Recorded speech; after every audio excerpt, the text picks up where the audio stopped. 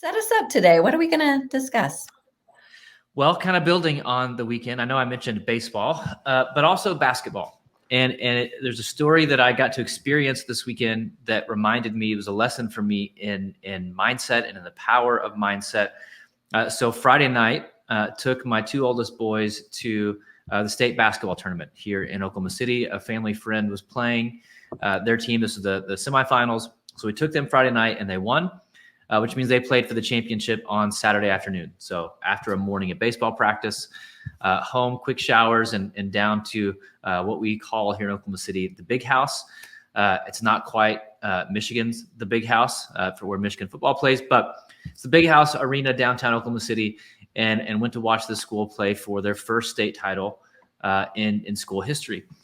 And so well, I'll tell you the first thing is that they won. So we'll just get to that point of the story. They won, and our family friend hit the game-winning shot at the buzzer, which is like every kid's dream come true. This is the shot that you shoot in your driveway. You're counting down 10, 9, and you hit the shot. You're like, they win the game. And he did it. Like, he actually lived like every kid. It was unbelievable.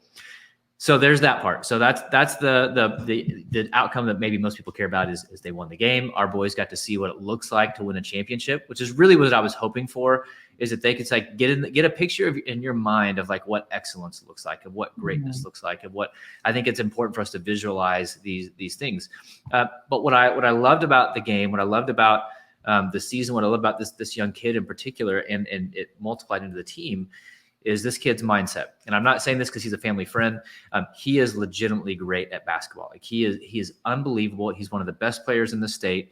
He could go out and average 40 points a game every night. If he wanted to, he could just take over and score 40 points a game.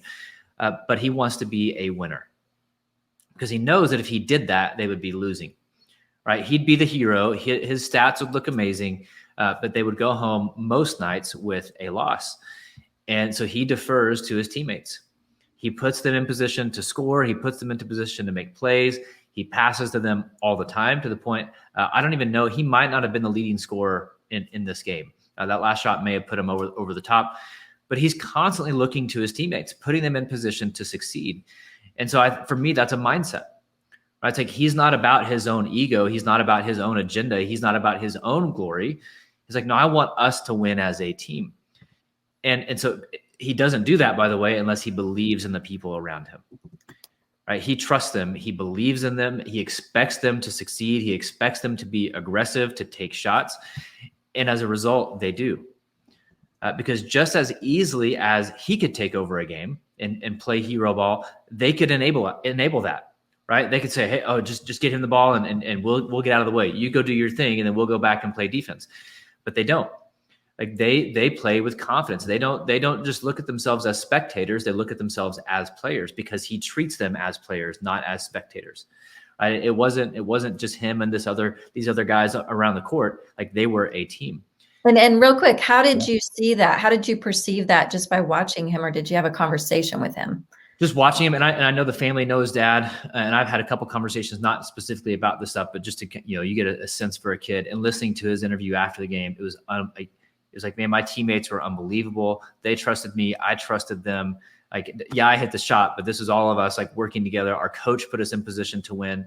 And it wasn't your typical, like, cliche, like, oh, it was a team thing. Like he knows and believes that it was a team thing. And then you just watch him on the court. He would pass open shots that were his, that he could have taken to give his teammate a better shot. And his shots wouldn't necessarily be bad if he took them. He's like, nope, we need the best shot. Not my shot. We need the best shot. And so if it was his shot, he would take it. Other times he was constantly looking for his team. And you just don't see that a lot, especially at this level, especially with a player of his caliber. But what that did to those players, like they believed in themselves, right? They weren't just standing there waiting for the ball, hoping things happen. Like they got the ball, they moved, they attacked, they were aggressive, they took shots. And as a result, they played like an actual team. And as a result, they won the championship. I mean, it was such a powerful thing to watch. And I had the conversation with my kids, said, hey, what'd you learn about basketball? And my oldest, he said, scoring 40 a game isn't everything. Mm-hmm. That's right. I said, everyone has a job to do. Your job is to bring your best effort every night. I said, you don't have to be the best player on the team to make a difference. Because every one of those kids on the team, like they don't win if each one of those guys doesn't show up on purpose. If they don't have the mindset, like they have a job to do, they have a role to play, and that's not just to be standing on the sidelines as a spectator. And I saw the same thing, by the way, in Oklahoma State basketball, the college basketball team, right? They have one of the top players in the country, Cade Cunningham, and he could do the same thing. He could take over every single game if he wants to, but he consistently defers to his teammates. He's trying to put them in position to win. And that makes people want to play with someone like him. And he won Player of the Year in the Big 12. And I watched a video where Mike Boynton, their young coach, first-time head coach, who's doing an unbelievable job. And yes, I'm a little bit biased because I went to Oklahoma State, but he's doing an unbelievable job with these guys. But when Cade won Big 12 Player of the Year, he said, when we recruited you, this is one of the things we talked about, you being Player of the Year. And we put a plan in place to make that happen. And he said, but to the team, we also talked to you about bringing him in and making him Player of the Year, and how that doesn't happen unless we all step up. Mm-hmm. Again, he can be really talented, but if the team doesn't step up, it doesn't really do any good. And so that this idea of like greatness, true greatness, and it's the Sherpa mindset, right? True greatness is not about what you can accomplish. True greatness actually unlocks the greatness in other people. And so they don't show up with, I hope I get the ball today. I hope this goes okay. I hope he makes his shots today. It's like, no, I'm showing up ready to bring my best. And if I do that, and he does that, and he does that, and she does that, we have a chance to do something really special. And so that's what great leaders do, is like they believe in themselves. It's not an ego thing, but they know that at their best, they're bringing the best out in others. It's not about what they can accomplish. It's not about them being able to climb the mountain. It's about saying, hey, I know what it takes to get up there. Let's go. I'm going to put everyone around me in position to succeed. It's like, what are you really about? Are you about your ego? Or are you about the best outcomes for the team or for the organization? Mm-hmm. And that's a really difficult thing, because our culture really, really, really stresses achievement, right? You got to be the top salesperson. You got to be the top. No, what if you were on the best team? And you can be the best performer on a losing team, and then you're a loser. Not as a human, right? It's like, we're not judging people that way, but it's like, if you are the best player on a losing team, you're a loser. That's just reality. It's like, do you want to win, or do you want to score a lot of points? Do you want to get all the glory? Do you want to be the hero? It's like, the best want to win, and they know that they do that by helping others get to the next level. Mm-hmm. So share some of these little things that you saw him doing out on the court that showed you that he was like a team player, that he was out for all of them and not just himself. Was it the way he looked at them? Was he doing hand motions? What was it? Yeah, I think just the passes that he made to them, right? He was setting them up to succeed. He knew where they needed to be in order to help them succeed. So he would kind of direct them, put them in position, get them the ball when they needed it. Basketball is a really interesting sport. So let's say I'm going to shoot a three, or I'm open for a 3-pointer, and you're the point guard, and you're driving into the lane, and you see me open, and you kick it out to me. Well, if that pass is at my feet, and I've got to bend down to catch it, and then by the time I get back ready to shoot, that's not a good shot anymore. You've not put me in position to succeed. Mm-hmm. He was constantly putting his teammates in position to take the best shot, to make a move, to get to the basket, constantly deferring to them, even when he didn't have to. Right. Again, he would pass up his own shots to give them a better shot. I watched him celebrate. Right. He didn't care if his teammate hit a shot over a guy or at the end of a quarter. Like, he wasn't like, you see these kids and adults as well. Like, if somebody else has the success, like, their head kind of goes down. Like, man, I wanted to be the one shooting that shot. No, like, he was there celebrating his team. He's like, I don't care who made the shot. I want us to make the shot as a team. If someone makes a shot, that means we are winning. We're doing well. So he was constantly celebrating his teammates.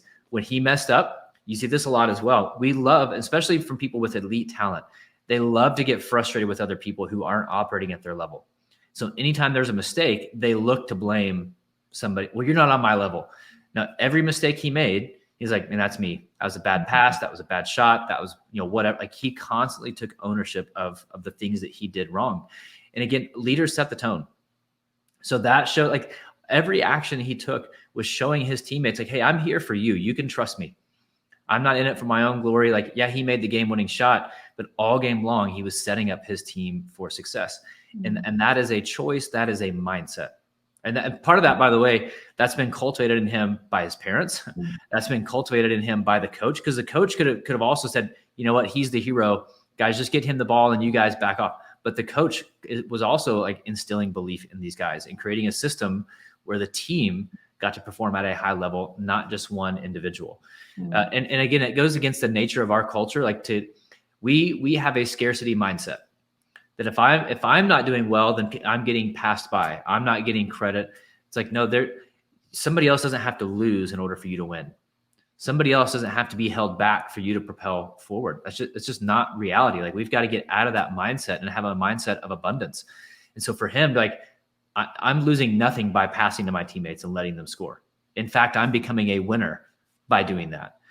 And so we've got to realize, like, you can climb to a certain height alone. That height is exponentially higher when you climb together, when you empower other people to climb and take you to new heights. Because the truth is, he needed their strengths. He needed like they don't win without their strengths. And so, and he realized that, and he didn't have to. He could have just said, forget it. I'm going to score 40 points a game and go get a scholarship. That's what I'm really, right? I'm worried about my glory on the other side of this. Like, I want to get a scholarship. Well, I get to work with a lot of college coaches, and I will tell you, more of them care about you getting your team to a championship game than they do how many points you can score in high school. Because the second one, like getting your team to a championship game, shows what kind of person you are, shows what kind of teammate you are, shows what kind of leader you are, not just the kind of talent that you have. That's great. So translate this into those of us who are watching that are in organizations and companies. What does this look like for it to be a team effort instead of that one person shining always? Yeah, I think you have to get out of the mindset that it's all about you. And so I would think, like, one practical thing for today and for this week, how can you help someone else in your organization get a win? Right? And what does a win look like for them? And how can you help them get a win? Right? How can you help someone else in your organization have success, make progress, grow, get better, even if it costs you? Because it's not really costing you. You're building influence, you're building credibility, you're building a successful team. So you've got to get out of the way. Like, well, I'm busy, and if they get the credit, like they're gonna see them doing the work. Who cares? Like we have to get out of that. Credit doesn't. Who cares about credit? Just do the right thing. Be about making an impact. Be about getting better. Be about helping other people get better. Not about getting credit. Not about getting awards. Not about that's all ego, which is really just insecurity because you're desperate to prove yourself. Be so secure in who you are. It's like, I'm good. I need to make sure I help those around me get a win. Because you build influence, you build trust. And then when they're going to do the same for you, and imagine what happens to your team if you're all fighting for each other to get wins. Well, then you're all making progress. So I think for us is to realize that in order for us to really succeed, like real success is about helping others succeed. It has to multiply. If it's all about you, that's not a legacy that you want to leave. Right? For me, I think a lot about legacy. Like, I do not want my legacy to be like, he did some cool things. He was really good at no, I want my legacy to be, he made everyone he interacted with better. His family, his kids, his friends, his clients. If you just had coffee with him, if you passed him, like if you sat next to him on an airplane, he helped you get better. Well, that doesn't happen if I'm only focused on me, right? I have to be thinking, what does the person across from me need, and how can I help them get a win? Yeah, that's great. And I do see it in you. I see, even with the Monday mindset, this is your show, you could be the star, and yet you bring in lots of people to hear their advice, their tips and tricks when it comes to mindset. And you share that with them. And I love that. I also see it in, for me personally here at Giant. Jeremy Kubicek has done this for me in that he will bring me into meetings. Even when I first started at Giant and I was kind of unsure of myself, he would allow me to be in meetings with him and ask my advice, or I would just glean things off of the meeting, learning from him. And he does that a lot. A lot of people here at Giant do that. They'll bring someone in to sort of apprentice them. Yep. And it ends up sharing the spotlight, and they're able to use their gifts.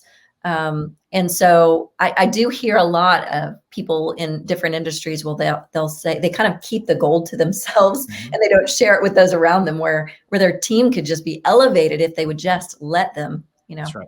Well, we call that multiplying magic. Your best material, your best insight, your best expertise, it's not for you, it's for others. And so if you want it to live on, you have to multiply that to other people. And I will say too, like, if you're frustrated with how the people around you are performing, check your expectations of them and check how you're actually treating them. Because I found that people generally perform up or down to our level of expectation. So if you treat people as role players, they're going to act like role players. because they don't think they matter. They don't think they really belong. If you treat them like leaders and you expect them to be leaders, like they'll rise up to that challenge. Like, man, they see value in me. Same thing with this kid, right? Like he didn't see his teammates as just kind of role players. He saw them as players. He saw them as significant contributors, and he treated them like that, which means like their mindset was raised. And so that shaped their actions, right? Mindset shapes actions, shapes our reality. And so treat the people around you as if they're leaders. Treat them as if they deserve your best, because they actually do. So raise your level of expectation and then raise your level of intention with them. And that's a great example of Jeremy and other people in Giant bringing people into a meeting that show, oh, you trust me in a meeting? Mm-hmm. Maybe I should believe in myself, because if you see something in me, maybe I should like re-examine some things. Absolutely. Right. Again, belief multiplies. And that's our job as leaders, is to multiply belief into those around us. Well, it's not going to happen unless you actually believe in people. And to believe in them means you trust them, means you defer to them, means you empower them, means you give of yourself for them so that they can get to the next level. Does it take time? Yes. Does it take sacrifice? Absolutely. And I think we have a culture where we avoid sacrifice at all costs. Mm-hmm.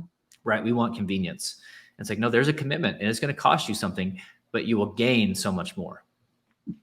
Yeah. You mentioned celebration. Talk to us a little bit more about, in practical ways, how you can celebrate the rest of your team so they feel part, so they know that they're a contributor. Yeah, I think making celebration a consistent part of your culture, a consistent part of your rhythm or your routine, because people feel they do work, and then we just like, oh, that was what they were supposed to do or whatever, and we just move on. Well, celebrate the things that your people are doing, especially when they're doing the right things. Like, do not skip over celebration. Now, this doesn't mean you have to throw an hour-long party because someone made a phone call. Like, great, but it's like, but celebrate success, celebrate the right behaviors, like, because what it shows people is that you see them. Mm-hmm. And I think most people just want to be seen. They want to be noticed. They want to like, am I doing a good job? And celebration shows like, not only are you doing a good job, but I see that you're doing a good job, and I want to make sure other people see. Like, and celebrating someone is an act of humility. Like, it's elevating someone above yourself. It's like, I'm going to get out of the way and make sure you guys know that this person's doing an amazing job. You guys may not see it, but I see it, and you need to see it. They need to be honored and celebrated, because that's going to make them do even more. Yeah. Right. Like what gets celebrated and rewarded gets repeated. So that doesn't mean you have to give them like a raise, but like celebrating them is rewarding them, like rewarding them with honor, with attention, with praise, like that. People want to keep doing those. Like, oh man, that felt good. Okay. They do see it. I need to keep going and do even more. And so I think like making time, setting time aside, whether it's in a meeting, whether it's an email, whatever it may be, but certainly at least to that person, making sure that you celebrate the work that they're doing. Hey, I see you. You're doing the right things. I appreciate you. Keep going. You're amazing. Celebration is almost like a renewal of energy, right? It's like it just gives them that boost they need to keep going. So make celebration such a critical, especially, I think always, especially in times like the season we're in right now. It's just been a hard year, a lot of adversity. And we tend to get so focused on the problems that we're trying to solve and on the adversity that keeps coming our way from every direction that we've kind of skipped over celebration. And so I think maybe this week, like get intentional again with celebration. Like, find the things that are going well, find the things that people are doing right, and acknowledge and publicly celebrate those things. Yeah, you hit it right there. Just acknowledgement. That's all most people want. And it doesn't take a lot, although there are a million ways to celebrate someone, from a gift card saying, hey, great job, go with you and your wife out to dinner or something, to a private acknowledgement is amazing. That feels great. A public acknowledgement is even better, to just point out during a team meeting, hey, so-and-so has been working on this, did a great job on this, so-and-so did this, here at Giant, we use Slack for communication. And I mean, if you were able to peek into the Giant Slack communication that goes on 24 hours a day, since we're a global company, people from Australia are doing this, people from the UK, people in the United States. And there is just a big, hey, shout out to Kevin DeShazo for a great job on the Monday Mindset today. And then someone will pile on, and it just feels so good when you're the one that's getting it. And it feels good to give it to people, and for people to realize that people are watching, and they see you, and that they notice your good work. And it makes, you're right, it makes other people go, okay, I want to rise up to that. And I think it's encouraging for everyone else. Like, one, it shows them what matters. oh, that's what they're looking for. Okay, let me make sure I'm doing the right things as well. Not so they get celebrated. They would just want to make sure that they're in alignment with the behaviors that are going to get rewarded, get celebrated, that are going to lead to progress. But it also makes people, like, it feels good to celebrate others, but also it's like, man, it shows what your culture is really about. It's like, this is a place that values people. I love it. And most people, like, that's where their culture is broken down. Is most people don't feel like they're a part of a team where people are valued. Nobody's saying that when celebration is a consistent and authentic part of your culture. And so it makes people want to keep going. It makes people want to look for ways to celebrate other people when the leader doesn't have to do it all the time. Yeah. And so, in an unhealthy culture, celebration can breed resentment. It's like, well, why not me? They didn't look at me. I did this. In a healthy culture, like, celebration just builds on each other. It's like, that's right. We should. So I don't need credit. Like, they did the right thing. Who cares what I did this week? Like, let's celebrate that person. And that just kind of goes around. And again, celebrate. It's overlooked. And I think, to your point, Tracy, it's because we think it takes too much time. Mm-hmm. It can take 2 minutes. It can take 5 minutes. I mean, yes, you can make it a huge ordeal, but it can be such a small thing with such a massive impact. Yeah, for sure. Joanne is kind of joining us today on the Giant platform, and she asked a question. She says, helping others succeed is the most rewarding feeling ever. I agree.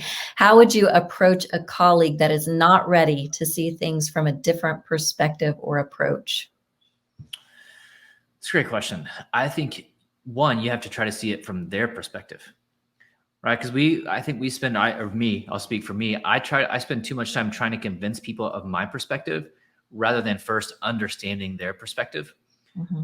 And what that means is they're never going to see my perspective because they see me as ignoring them and trying to convince them at the same time. And so I think to sit and say, hey, explain how you see things. Walk me through. I don't see it exactly how you do. I'm not saying you're wrong, but I'm not seeing what you're seeing. So walk me through how you got to this place.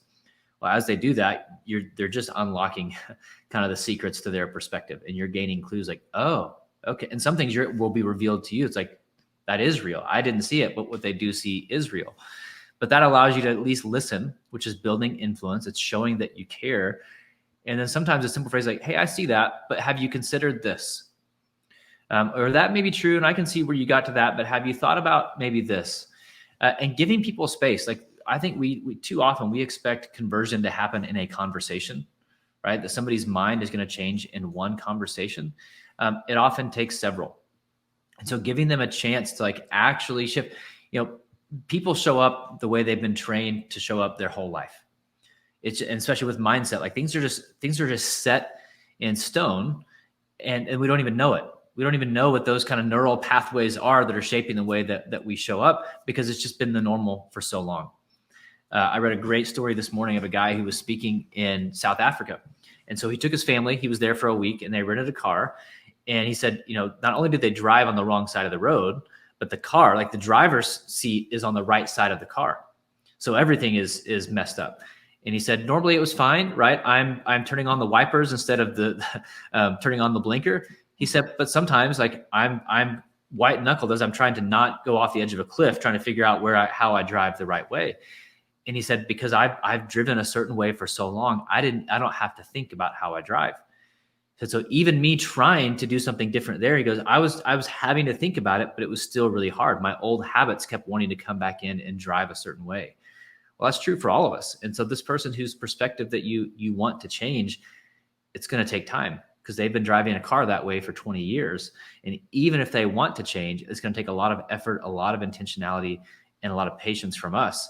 So I think being willing to actually sit with people as they consider even changing their mind, let alone, like, actually starting the process to changing their perspective and their approach. I'm not saying this is a 6 month or a year-long ordeal. It depends on the situation. But people changing their habits, changing their approach, changing their perspective, it takes a little bit of extra work, and really we have to help them see why. Mm-hmm. Why should I change? Well, this is what it's like to be on the other side of you, or this is the impact that you're having, or whatever it may be. Do you see this? Well, is that in line with what you really want? Like, I think that's always a powerful question to ask people. Like, hey, what do you actually want? Well, I want this. Okay, well, you say that, and I hear you, and I want that for you, but do you see how these actions over here are actually taking you away from this thing that you say you want? You're going to have to try a different approach. You're going to have a different perspective or a different mindset. Otherwise, you're never going to get to this thing you want. But I think certainly, we just have to be better listeners in that process. Like, I just want to sell and convince and change and transform, and it takes time. That's great. Well, we're coming to the end of our time here. Do you want to give any acknowledgement of this kid that has brought this wonderful topic today? I mean, do we want to say his name or not? Sure. I don't think it's against any rules. And I would just say if you Google Reed Lovelace, REID, Reed Lovelace championship shot, like on Google, you'll probably find footage of it. There's an interview. I don't know exactly what news station it was, but there's an interview that he gave after the game that was just really, really incredible. But he's an unbelievable player. If there are any coaches listening, I put this out on social media. I'm like, if you're a coach who follows me or pays attention to me, you need to be recruiting this kid because he's just the kind of kid that you want to have on your team. But it's fun for me, and this is a thing for all of us to consider. Like, there are always lessons to be learned if we're paying attention, even from the youth. Right? The kid's 17 years old, and so I'm always trying to be, and this is something I've been trying to get better at, but always trying to pay attention to the stories that are happening around me.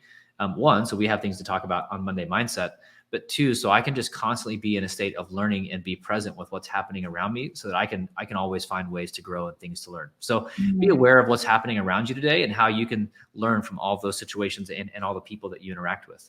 Yeah, for sure. Hey, we've got one more question coming in if you have time. Absolutely. Yeah, Dr. Janet Walker says, if there are trust issues between a leader and his or her team, how does the leader begin to break that cycle and begin to create trust? Great question. That's an incredible question, Dr. Walker. Because there's kind of two gaps, right? There's a competency gap, like we don't trust that they're good enough, and there's an integrity gap. We don't trust them. Something about their character, and that's really hard to overcome. Number one, like it's as the person who's maybe broken that trust, we wish that was just super easy. Like, hey, I'm sorry, and then things get better.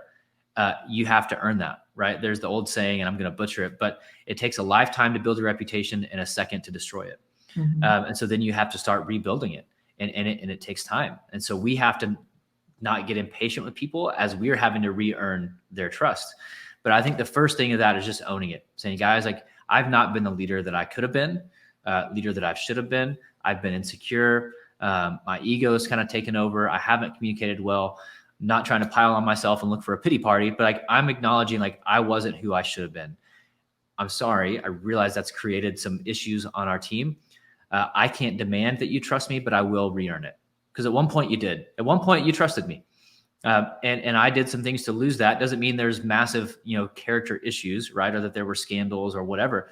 We just did what most humans do, right? Our insecurities took over. We got busyness, distractions, whatever. But it's saying at one point you chose to trust me. I want you to know I am that same person, and I'm going to re-earn it. I hope you'll give me permission to do so. Most people will respond well to that because most leaders don't do that. Most leaders just keep ignoring it. Like, I don't want to ignore. I'm just going to get better without ignoring the elephant in the room. No, you have to talk about the elephant in the room. You have to own the issues and say, I'm committed to getting better, and then do the work to actually get better. And because too often too, we apologize and then don't do the work. And it's like, well, then you weren't sorry. Like, you're not actually trying to get better. You're still the same person. And so I think acknowledging it and then doing the work, and just earning it, right? It takes time. So you have to be patient with yourself and patient with them. Because it takes time to rebuild that trust. And that's okay, because if you do, it's going to be, if you'll commit to it, like if you'll actually commit to the process of rebuilding trust. And some of that may be, by the way, one-on-one conversations, like people that you may have hurt or wronged or whatever, like saying, hey, I know, like I said it to the team, but I need you to know, like, I know I did some things that really hurt our trust, that hurt our relationship. Your relationship matters to me, and I'm going to work to fix it. I hope that you'll allow me to do that. Again, most people will respond well to that. Not always, but more often than not, people will say, hey, I forgive you. Let's repatch things. Let's rebuild. They'll probably take ownership of some things that they've done as well, because usually it's a two-way street, right? You did some things and they retaliated in certain ways. So a lot of times they're going to own that too. So you know what? I played a role in this as well. When you do that, you can also say, great, now let's work to rebuild. And then don't keep reminding each other of the past. Well, I knew you weren't going to get better this one time. No. Like, it's a new day. Let's commit to moving forward. Fantastic advice. Well, that's a great way to end it. Appreciate you, Kevin, and we will see all of you next week, same time, same place.